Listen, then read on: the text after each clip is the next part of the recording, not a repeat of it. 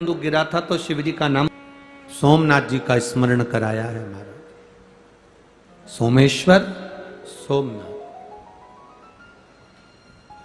दक्ष प्रजापति ने चंद्रदेव को काया का रोग दे दिया था कि तुझे श्राप देता हूं, तेरी काया बेकार हो जाए।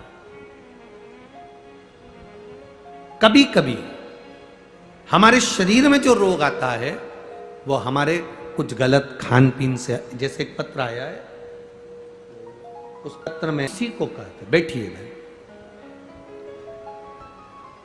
शंकर की उदारता इसी को कहते।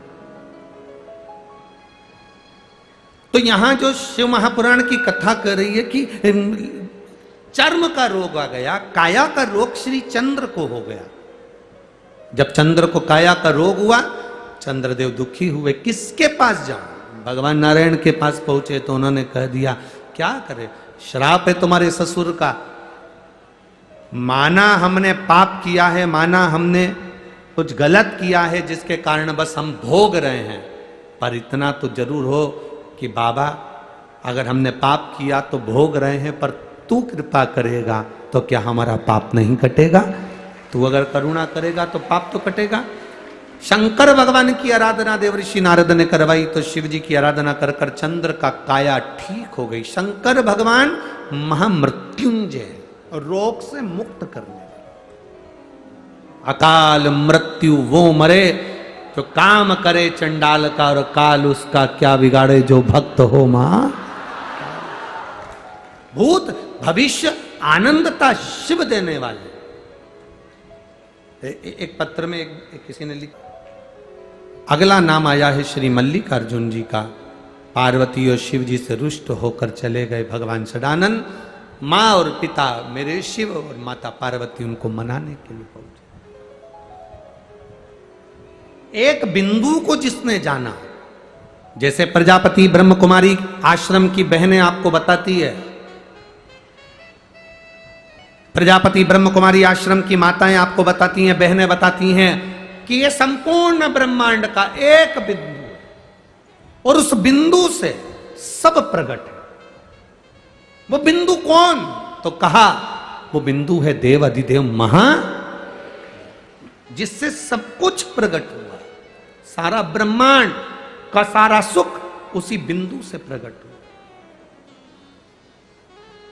प्राप्त हुआ। फिर अगला वर्णन आया महाकालेश्वर, जिन्होंने दूषण नाम के राक्षस का संहार करा। ओमकारेश्वर विद्य नामक पर्वत पर भगवान शिव विराजमान हुए। फिर वर्णन आया केदारेश्वर, नर नारायण तप कर कर भगवान शिव को प्राप्त करे। फिर आया भीमाशंकर। कुंभकर्ण की दो धर्म पत्नियां थी, निंद्रा, करकटी। करकटी का पुत्र था भीम, जिसने अपने पिता का बदला लेने के लिए मंदिर, देवालय, शिवालय तोड़ दिए। तो भगवान शंकर स्वयं प्रकट होकर भीम का संहार करे, भीमा शंकर के रूप में विराजमान हो। देखो जब जब तो भीमा शंकर हो गए, ये शिव तत्व कह रहा है। अगला वर्णन आता है काशी विश्वनाथ। मनु शत्रुपा ने तप कर कर शिव जी को विराजमान करा। फिर वर्णन आया त्र्यंबकेश्वर। गौतम बाबा पर गौ हत्या का दोष लगा, शिव जी ने आकर ब्रह्मा जी और विष्णु जी के साथ दर्शन दिया। फिर वर्णन आया वैद्यनाथ। रावण शिवलिंग ले जा रहे थे संध्या करने के लिए, भूमि पर रखा, बाबा वैद्यनाथ के रूप में विराजमान हुए। अगला वर्णन आया है नागेश्वर। दारुक नाम के राक्षस का भगवान संहार कर कर नागेश्वर के रूप में विराजमान हुए। फिर वर्णन आया है कृष्णेश्वर। फिर वर्णन आया रामेश्वर।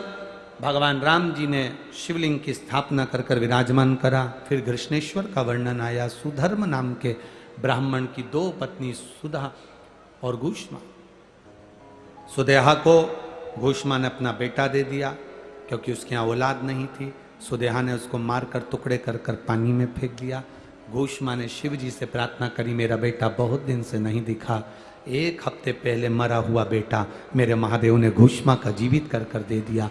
वो कृष्णेश्वर महादेव हो गए। तुम रुका जी चंचुला देवी से कहते हैं, चंचुला ये शिव महापुराण की कथा संपूर्ण विश्व का कल्याण